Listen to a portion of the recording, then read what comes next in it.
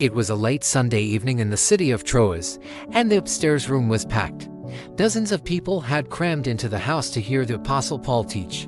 After all, Paul was leaving the next day, and he had a lot to say before hitting the road.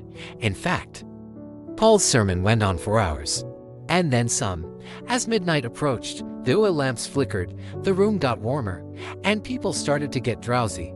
Among the listeners was a young man named Eutychus, who had found a spot to sit right in a third-story window, probably trying to stay cool.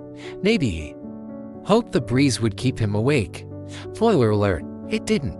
Somewhere in the middle of Paul's marathon preaching session, Eutychus fell asleep. And not just a light nap, he completely zonked out. Then in one tragic moment, he fell out of the window and plummeted 3 stories to the ground below. The room erupted into panic. People rushed down the stairs to find him. He was dead. But Paul, calm and full of faith, came down and did something incredible. He threw himself onto the young man, embraced him, and said, "Don't be alarmed, he's alive."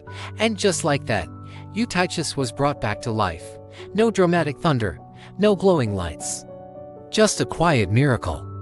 Right in the middle of a sermon. Then get this, they all went back upstairs and kept talking until dawn. Oh, and they casually had a meal together too.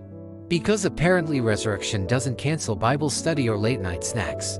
Why this story matters. The story of Eutychus is a mix of tragedy, humor, and hope. Yes, he literally fell asleep during a sermon, and who hasn't struggled to stay awake in church at least once?